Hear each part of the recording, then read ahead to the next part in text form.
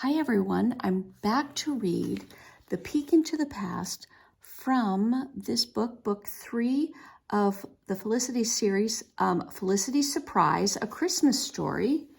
And this is looking back at Christmas in 1774. And behind me I have Felicity holding the book that shows a few of the playtime things that the children like to play with. And because it's Christmas time, they showed what some of the toys were that the kids got for Christmas. Anyway, I'm going to go ahead and read about Christmas in 1774. An evening of conversation, music, and dance often followed a fancy dinner. Notice the plainer clothes of the servants in the background of this British painting. There they are. It says the Christmas season in Virginia during Felicity's time was quite different from the Christmas season we celebrate today. But some things, such as going to church and the pleasures of parties, food, and spending time with friends, were the same then as they are today, as they are now. Colonists enjoyed good times during the Christmas tide of the 1700s. Several days before Christmas, the festivities began, and they lasted for almost 3 weeks. Friends and relatives gathered together to feast and talk and fun. The men rose early to go fox hunting on horseback. People dressed in their fanciest clothes for parties and balls. Some of the wealthier colonists in Virginia had homes large enough for a ballroom, sometimes with a separate stage for musicians. Some of the balls went on for days and days. One Virginia host was unhappy when his guest insisted on going home after being at his party for 6 days. The celebrations of the seasons were mostly for adults instead of for children. Gifts were not exchanged on Christmas Day. Sometimes, though, children, servants, and slaves were given small, special items on New Year's Day, such as candy or coins. A gift like Felicity's doll would have been a very special gift indeed. This says, sometimes dolls were dressed in the latest fashion by clothing designers in Europe.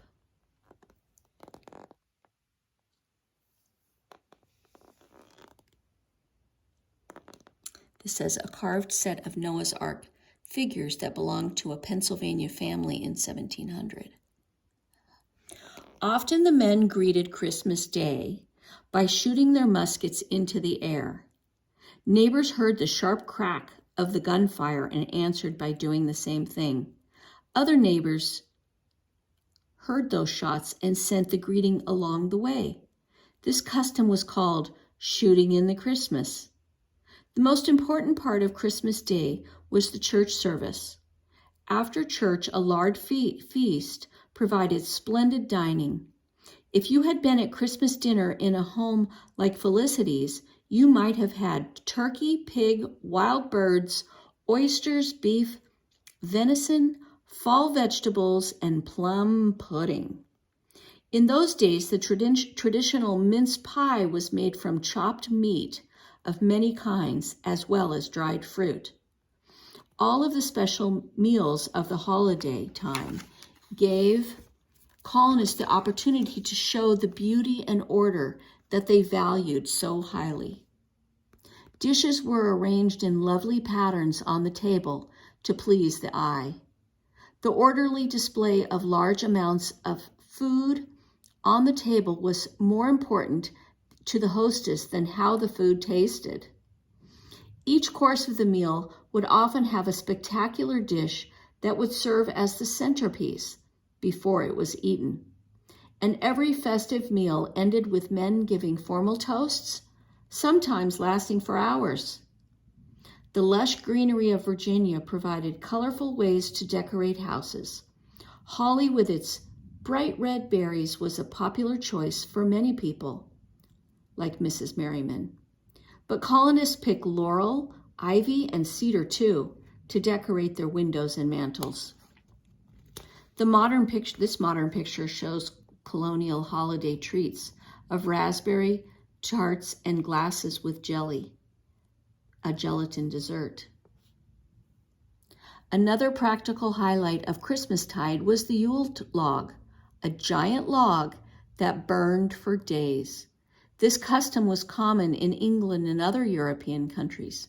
Some people also think that colonists in Virginia burned these giant logs in their hearths throughout the holiday season.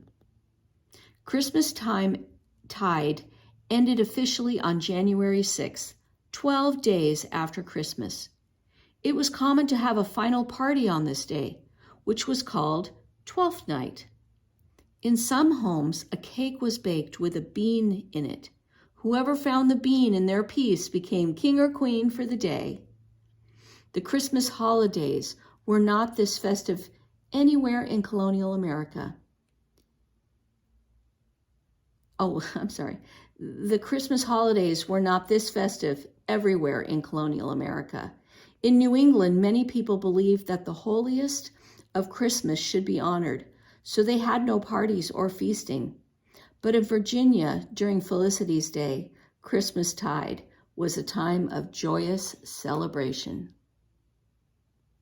And here's a cake. It says 12th Night cakes were often decorated with edible figures made from sugar.